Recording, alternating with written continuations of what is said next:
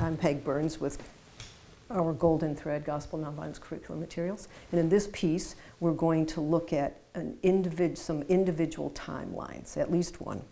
So by now the children have been using the boxes. Remember the biography materials are divided into about 7 boxes, at least for a classroom setting.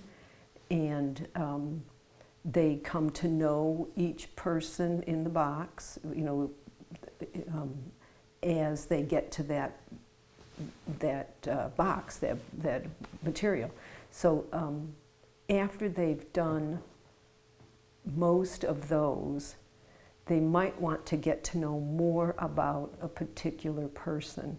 So to facilitate that, we have some individual timelines. So this one is on Cesar Chavez. You see a paper timeline. It starts when Chavez was born, Cesar Chavez was born. It ends at his death. And the card material are divided into 2 groups. One is events in the life of Cesar Chavez, and one is sayings of Cesar Chavez. So this goes deeper than the box materials and deeper than the biographies that we have. So I'm going to start by putting out the events in the life of Cesar Chavez as I come to them, and then I'll read them all in a flow so we hear his life kind of in order. This was 93. This was in the 70s and the 80s, 60s.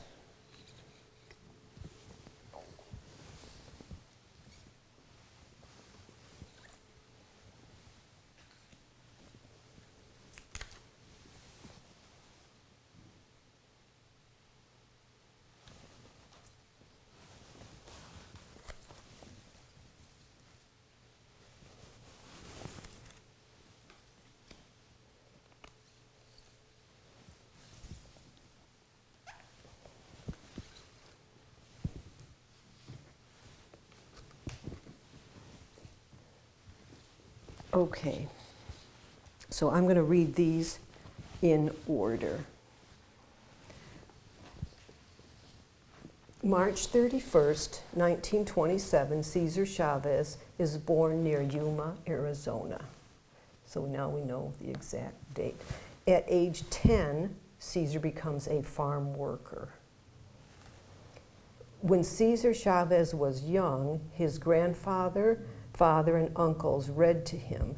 His mother taught him that violence and selfishness were wrong.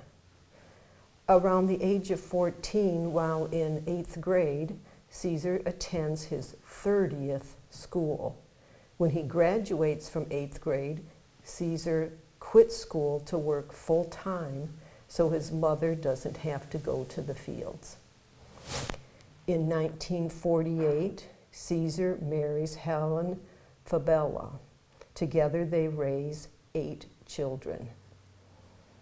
In the 1950s, Cesar Chavez reads about Mohandas Gandhi, remember the lines of transmission, the apostle of nonviolence, and he reads about St. Francis.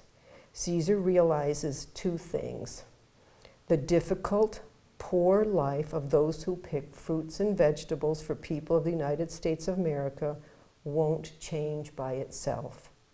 And violence is not the way to make true change happen. Cesar Chavez starts his own organization for migrant farm workers in the early 1960s. It eventually becomes United Farm Workers. Throughout his adult life, Cesar continues to read and study many topics. In 1965, this thought, remembering what his mother, Gandhi, and St. Francis taught him, Cesar Chavez leads a nonviolent strike of the California grape pickers and a national boycott of table grapes. This strike lasted 5 years and was a major nonviolent victory for the migrant workers. in the 70s and 80s, Cesar Chavez continues to help and organize the migrant farm workers. At least 3 times he endures serious fasts. Each time Cesar gains awareness of and solutions to the problems of the farm workers. The problems might be poor housing, low pay, poor health care, or dangerous pesticides that hurt the pickers.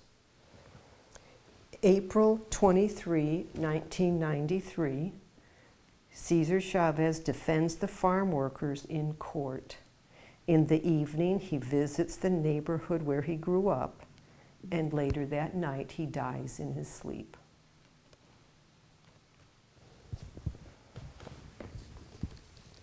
So we're clearly going deeper into the life of Cesar Chavez. The sayings are another way to get at the heart of who this nonviolent follower of Jesus was. And I will lay, there's only one with a date on, so I'll just put that in its place and spread these throughout.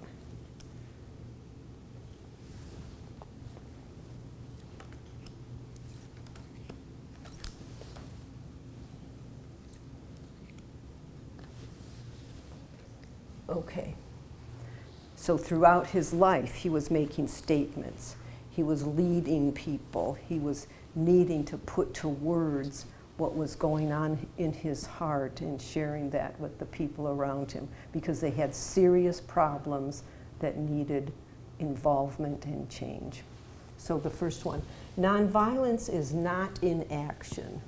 It is not discussion. It is not for the timid or weak. Nonviolence is hard work. It's the willingness to sacrifice. It's the patience to win. Another saying, the end of all education surely should be service to others. Now remember, his formal education ended after 8th grade. Most of us in the United States go on easily for another 4 years of study. But he had to do that study on his own.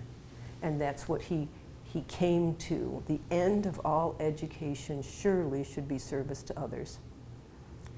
Another saying, through Gandhi and my own life experience, I have learned about nonviolence. I believe that human life is a very special gift from God and that no one has a right to take it away in any cause, however just. I'm convinced that nonviolence is more powerful than violence.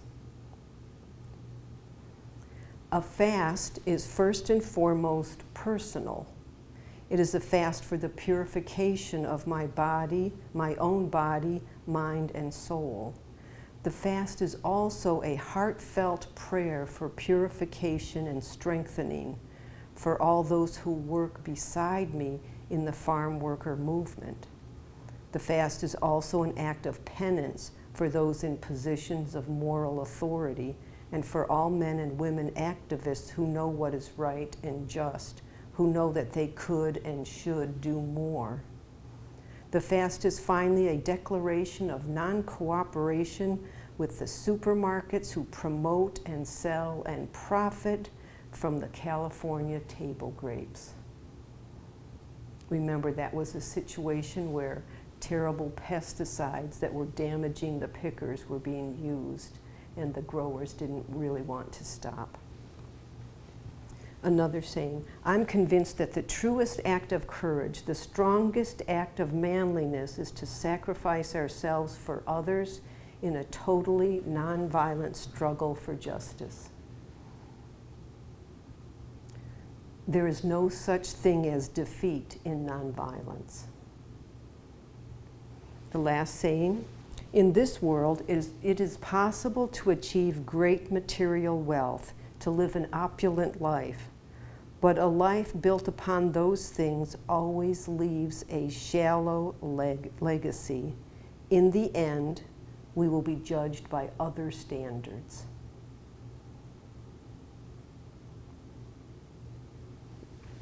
So using this material and repeating it a few times, maybe making it and copying a few quotes and a few events helps the child know this person and benefit from this person's life and strengthen their ability to choose.